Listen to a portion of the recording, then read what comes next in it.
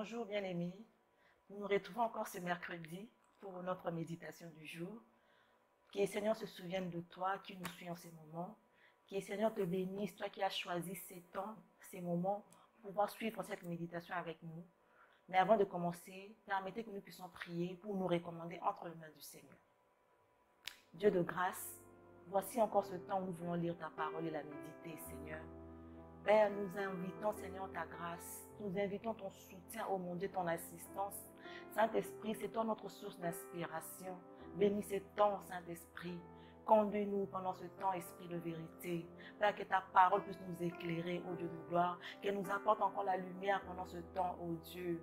Bénis ce temps, Saint-Esprit. Au nom de Jésus, j'ai ainsi prié. Amen. Oui, bien-aimés, le texte du jour se trouve dans le livre des Hébreux toujours, chapitre 10, du verset 26 au verset 31. Nous lisons la parole de Dieu. Car si nous péchons volontairement, après avoir reçu la connaissance de la vérité, il ne reste plus de sacrifice pour le péché, mais une attente terrible du jugement et l'ardeur d'un feu qui dévorera les rebelles. Celui qui a violé la loi de Moïse meurt sans miséricorde, sur la déposition de 2 ou de 3 témoins. Verset 29. De quel pire châtiment pensez-vous que sera jugé digne celui qui aura foulé aux pieds le Fils de Dieu, qui aura tenu pour profane le sang de l'alliance par lequel il a été sanctifié et qui aura outragé l'esprit de la grâce? Verset 30. Car nous connaissons celui qui a dit « À moi la vengeance, à moi la rétribution ». Et encore, le Seigneur jugera son peuple. C'est une chose terrible de tomber entre les mains du Dieu vivant. Parole du Seigneur. Parole du Seigneur. Oui, bien-aimés, par ces quelques portions des Écritures, je suis plutôt interpellée par le verset 26. La Bible dit, car si nous péchons volontairement, pécher volontairement. En fait, là, on nous parle des conséquences des personnes qui abandonnent la profession chrétienne. Pécher volontairement, bien aimé. Donc, en fait, c'est un acte, je peux dire, un acte réfléchi, un acte volontaire. Tu pêches volontairement. Et la Bible dit encore, après avoir reçu la connaissance de la vérité, et on préfère pécher.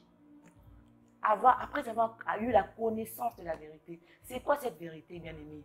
Depuis ce temps que le livre des Hébreux insiste sur la vérité que les sacrifices de Christ offerts une fois pour toutes sur la croix, pour ôter nos péchés. C'est ça la vérité, au fait, dont parle cette parole. La vraie valeur du sacrifice de Jésus-Christ à la croix. Et cette personne qui a eu cette connaissance, qui savait que Jésus-Christ était mort sur la croix pour nous, cette belle vérité, cette vérité qui a de la valeur, et cette même personne qui décide un jour de pécher volontairement et d'abandonner cette vérité. Et la Bible déclare au verset 27, mais cette personne qui a choisi d'abandonner cette vérité, qu'est-ce qui l'attend? Un jugement terrible. Oui, bien aimé.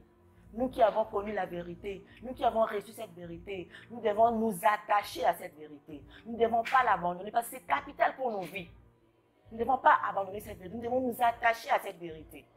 Et la Bible dit encore au verset 31, c'est une chose terrible que de tomber dans les mains du Seigneur. Oui, bien aimé. Quand nous avons des problèmes entre nous, entre hommes, Dieu peut nous défendre. Dieu peut prendre notre place. Dieu peut agir. Mais si on a des problèmes avec Dieu, bien aimé, imaginez un peu notre sort.